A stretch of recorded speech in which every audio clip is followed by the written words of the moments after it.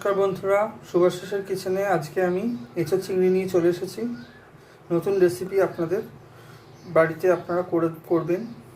এঁচোড়টাকে আমরা ছোট ছোট করে ডুমো করে সেদ্ধ করে নিয়েছি, আলুটাকেও করে নিয়েছি, আর দুটো পেঁয়াজ, একটা টমেটো, একটু আদা বাটা, 1 টেবিল চামচ রসুন বাটা, 3টে কাঁচা লঙ্কা। চিংড়ি মাছটাকে আমি ভেজে নিয়েছি। 4 টেবিল চামচ মতো তেল, রিফাইন তেল, আপনারা সর্ষের তেলেও করতে পারেন। হলুদ, কাশ্মীরি মির্চ, একটা তেজপাতা, ধনে জিরে, একটা এলাচ, লবঙ্গ, দারচিনি, চিনি আর 1 চামচ মতো গুঁড়ো লঙ্কা। কড়াইয়ে আমি তেল দিয়ে দিয়েছি। এরপর একটু আমি নুন দিয়ে দিলাম।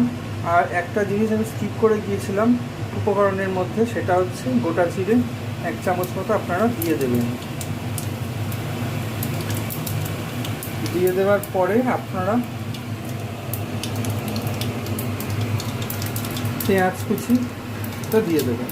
এরপর আমি টমেটো কুচি, আদা বাটা, কাঁচা লঙ্কা আর রসুন বাটা দিয়ে দিলাম। এরপর আমি এই সব কটা মশলা একসাথে দিয়ে দেবো। এরপর আমি প্রয়োজন মতো আমি নুন দিয়ে দিলাম। নুনটা আমি আপনাদের উপকরণের মধ্যে দেখাইনি, তাই এখন আমি দিয়ে দিলাম। এরপর আমি আলু দিয়ে নিয়েছি।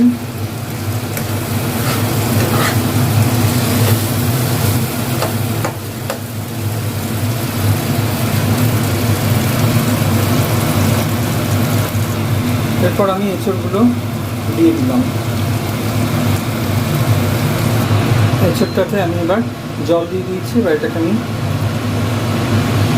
মিনিট 10 ফোটাবো।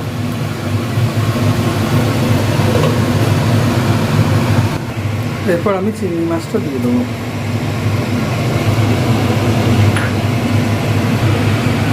এরপর 1 চামচ মতো আমি ঘি দিয়ে দেবো।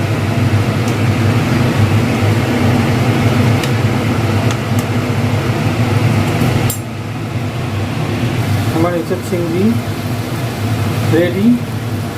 আপনারা বাড়িতে ট্রাই করবেন। আর শুভাশিসের কিচেনে নতুন নতুন রান্নার ভিডিও দেখতে হলে সাবস্ক্রাইব, লাইক, শেয়ার অবশ্যই করবেন।